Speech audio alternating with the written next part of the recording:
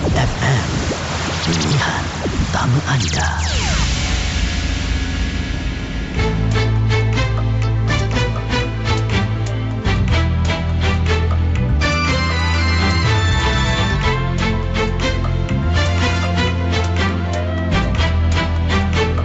Alhamdulillah, kembali untuk topik Jumaat, perbincangan menghitung rahmat dan kelebihan bulan Syaban, bertemankan tetamu kita pada hari ini iaitu Al-Fadhil Ustaz Dr. Muhammad Syauqi Osman. Terima kasih Ustaz kerana masih lagi setia kongsikan ilmu hari ini.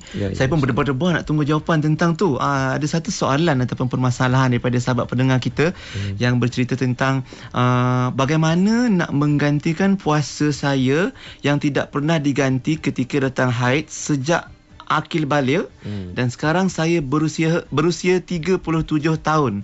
Ustaz, mungkin Ustaz boleh kongsikan jawapannya. Baik, terima kasih kepada yang bertanya. Pertama sekali, alhamdulillah lah, tahniah kerana kesedaran itu ada kan. Betul. Dia teringat balik, dia menyesal lah. Maknanya pertama sekali bertaubat kepada Allah Subhanahu Wa Taala. Kerana dia tak qada tu sebab apa? Kalau dia sakit tu tak apalah. Tetapi saja tak qada lah. Malah kita kata malah kan.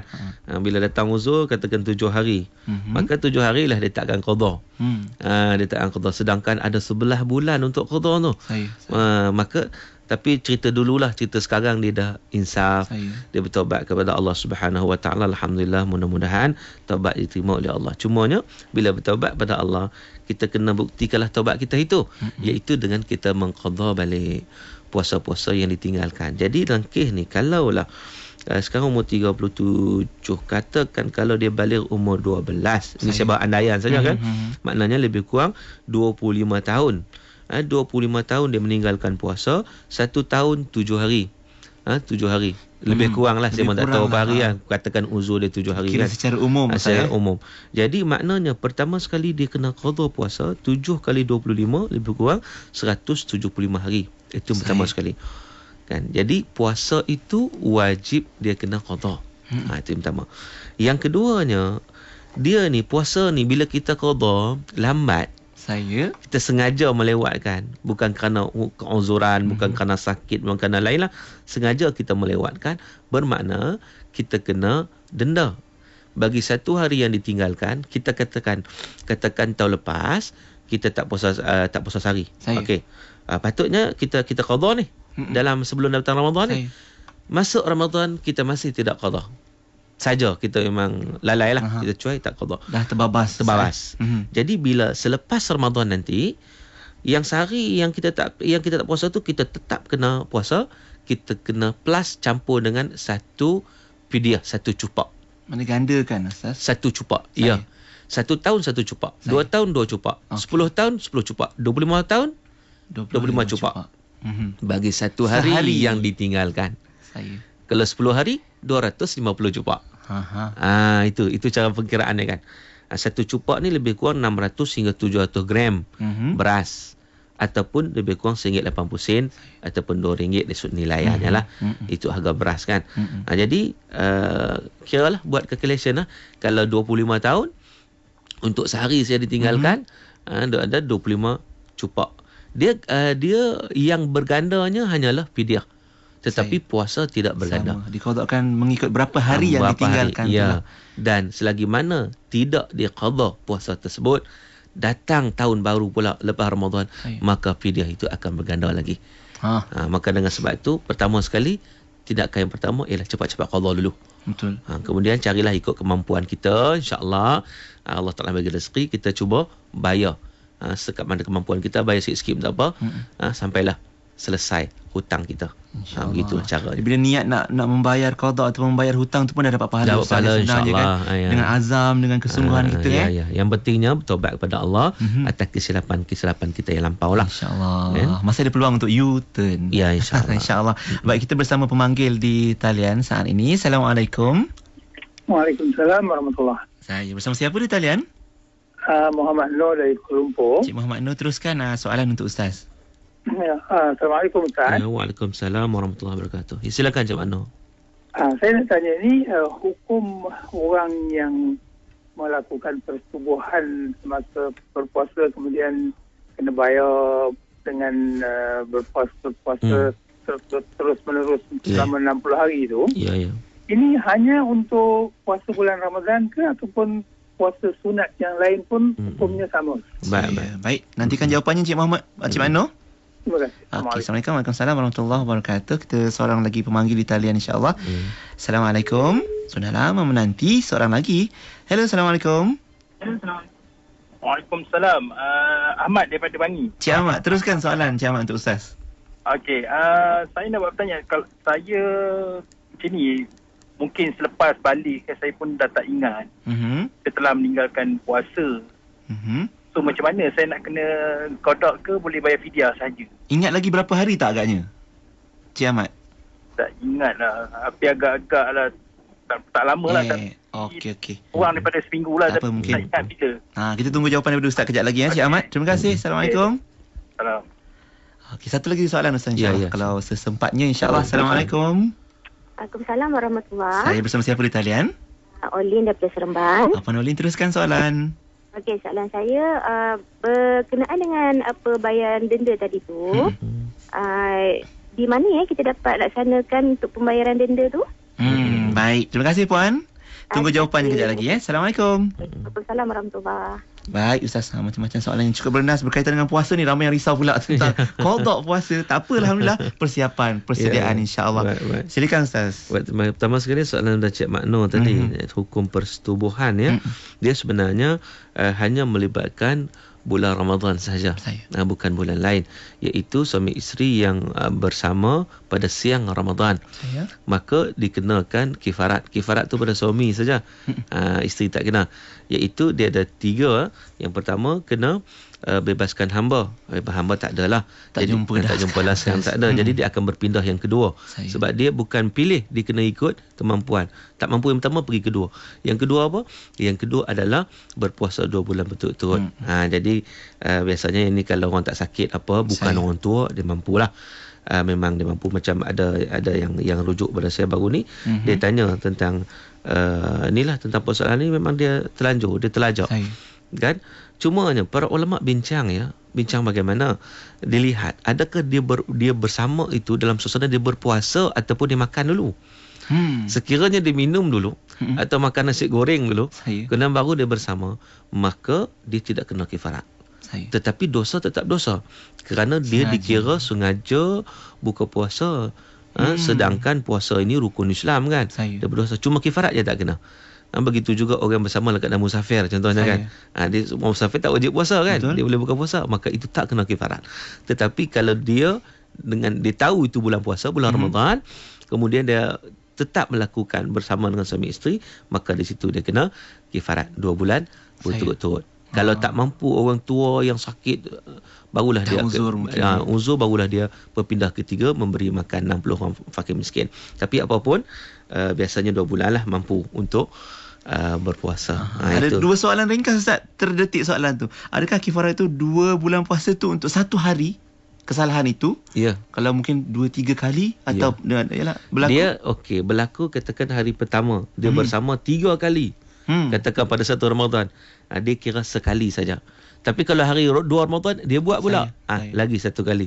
Maknanya dia ikut hari. 4 bulan dah, macam itulah. 4 bulan. Begitu. Dia ikut hari.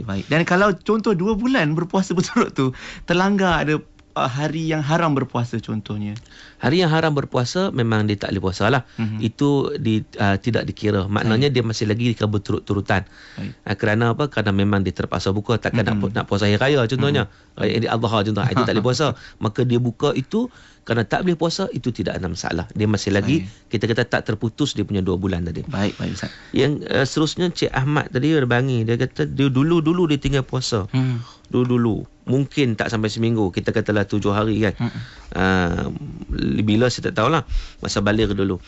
Sekarang boleh tak bayar fidyah sahaja? Dia sebenarnya tak boleh bayar fidyah saja.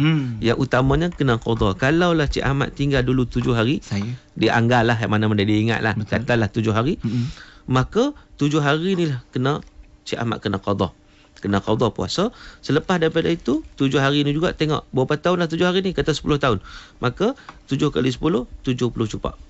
70 cupak, ataupun kalau kita kata 1 cupak RM2, RM140. Untuk kita kata keluarkan. sebagai fidyah.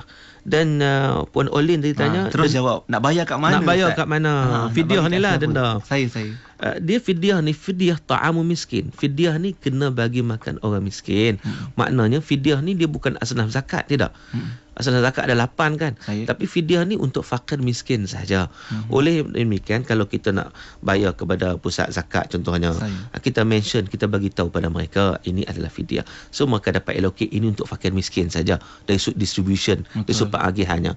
Ataupun di masjid ataupun di mana-mana tempat, kalau payah nak jumpa, pergi kat masjid, orang masjid boleh uruskan insya-Allah untuk selesaikan, kenal pasti tempat-tempat ataupun siapakah fakir miskin itu. Yang pentingnya fidyah itu untuk siapa? Untuk fakir miskin sahaja. Itu yang pastinya. Kalau kita tahu siapa mereka, boleh bagi tak terus. jumpa direct ataupun langsung, boleh. Boleh langsung ya. Tak ada masalah insya-Allah. Okey, sesempatnya bersama pemanggil seterusnya di talian untuk soalan seterusnya. Assalamualaikum. Waalaikumsalam. Siapa di talian? Saya nak tanya. Sebelum tu siapa di talian agaknya? Hajar Rahma. Puan Hajar Rahma. Teruskan soalannya. Saya nak tahu tentang hari Syak. Jelaskan tentang hari Syak. Hari Syak ya. Baik. Terima kasih Puan. Waalaikumsalam warahmatullahi. Seorang lagi Ustaz di talian insya-Allah. Assalamualaikum. Assalamualaikum. Saya siapa di talian? Saya Umayyah. Puan Umayyah. Ya, teruskan soalannya. Kita bersalin dalam bulan puasa kan. Lepas tu kita menyusukan anak. Kita nak ganti puasa tu macam mana? Sebab saya dengar macam kata ada yang kena ganti puasa tak payah bayar fidyah. Atau macam mana? Baik, terima kasih Puan. Assalamualaikum. Assalamualaikum warahmatullahi wabarakatuh. Baik Ustaz, macam mana agaknya jawapan-jawapan untuk sahabat pendengar kita? Baik, yang pertama Puan Hajar Rahmah tadi tentang hari Syak. Apa itu hari Syak? Hari Syak ialah 30 Syakban.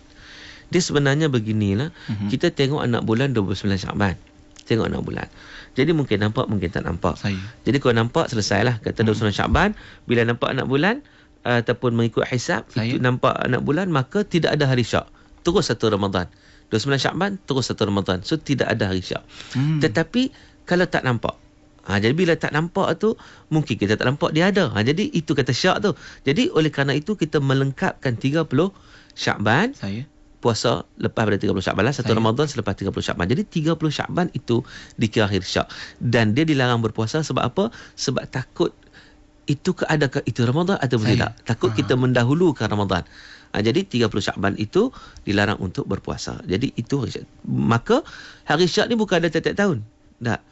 30 Syakban je hari Syak. Tapi kalau kata tahun ni tak ada 30 Syakban, 29 Syakban je, maka tidak ada hari Syak. Itu satu.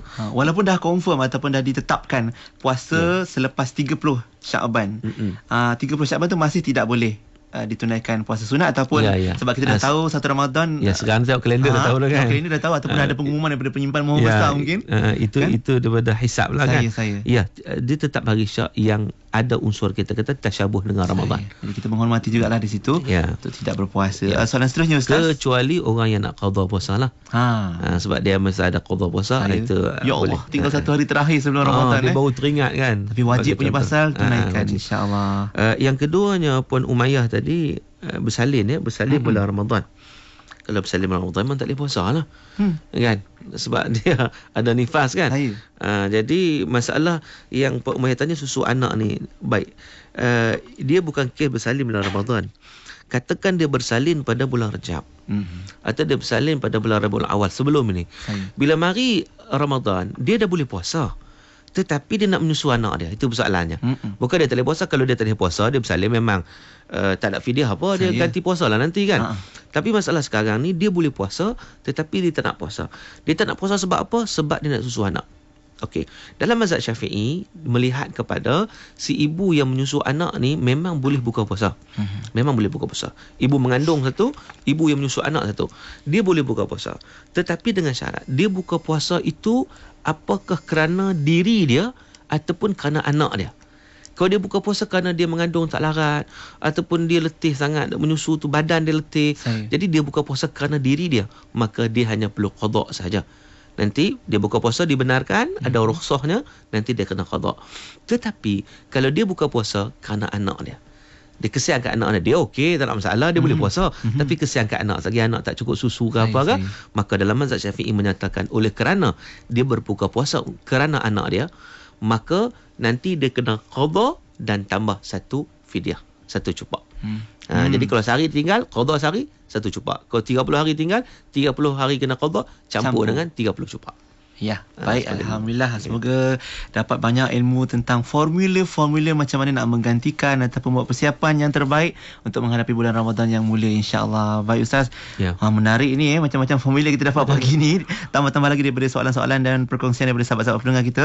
Dan mungkin untuk saat ini nak berikan peluang pula pada Ustaz untuk mungkin menyampaikan sedikit kata-kata semangat, pesanan-pesanan untuk berbaki lebih kurang beberapa hari sebelum kita tiba menyambut Ramadan yang mulia ni. Bulan Syaban ni jangan kita lupakan. Jadi apa lagi amalan-amalan yang boleh kita semarakkan dan imarahkan Syaban juga dalam masa yang sama.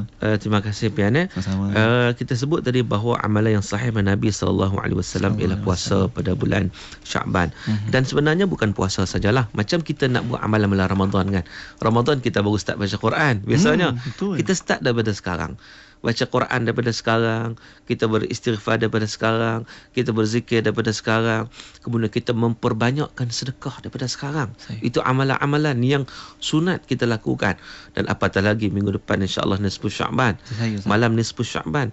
Malam nisfu Syaban ni walaupun banyak perbincangan tentang malam nisfu Syaban, sebenarnya dalam banyaknya hadis-hadis dhaif, hadis palsu tentang nisfu Syaban. Namun begitu ada juga hadis yang ulama kategori sebagai hadis hasan atau hadis sahih, iaitu yang bermaksud Allah Taala melihat kepada hamba-hambanya pada malam nisfu Syaban, fayaghfirul jami' min khalqihi illa al-musyrik aw al-musyahin atau kama qala. Allah Taala ampunkan dosa orang yang mohon keampunan daripada Allah Taala, kecuali orang yang syirik pada Allah dan orang yang bermusuh-musuhan, membenci-membenci di antara satu sama lain. Jadi di situ menunjukkan kepada kita, walaupun dalam hadis Nabi tidak ada ketetapan amalan nisfu Syaban ni, tidak ada tetap amalan tertentu, tetapi apa juga amalan untuk mendekatkan diri kepada Allah kita boleh laksanakan. Itu lagilah 15 Syaban dekat lagi dengan Ramadan kan. Lagilah kita nak kena usaha supaya kita semakin mendekatkan diri kepada Allah. Kita hidupkan dengan qiyamul lail, kita hidup dengan bacaan Al-Quran, kita hidupkan dengan zikrullah, dan pada siangnya kita banyak bersedekah di jalan Allah Subhanahu Wa Taala siang malam lah kan. Dan juga kita buat baik pada orang. Dan kalau boleh segala amalan yang biasa kita buat bulan Ramadan, kita buat pada bulan Syaban sebagai satu persiapan. Kecuali tarawih tak boleh lah. Sebab tarawih itu macam kita sebut dia khusus dalam bulan Ramadan kan. Itu istimewanya lah. Istimewanya ya. Baik. Dan boleh cakap tentang keistimewaan bulan Ramadan, kelebihan-kelebihan yang kita semua sedia maklum. Dan ada pendapat-pendapat setengah masyarakat yang mengatakan bila kita banyak sangat puasa Syaban Ustaz, takut-takut hilang roh ataupun kemanisan berpuasa Ramadan itu nanti bila banyak sangat dilakukan pada bulan Syaban. Apa pandangan Ustaz tentang ada yang kata macam tu? Adakah ia alasan semata-mata Ustaz? Saya nampak itu alasannya. Sebab apa? Sebab roh Ramadan ni, Ramadan bulan rahmat, bulan berkat. Bila kita masuk Ramadan, baik orang yang tak pernah puasa ataupun orang yang sedang puasa sunat yang banyak pun, bila mari Ramadan dia rasa roh dia yang tersendiri.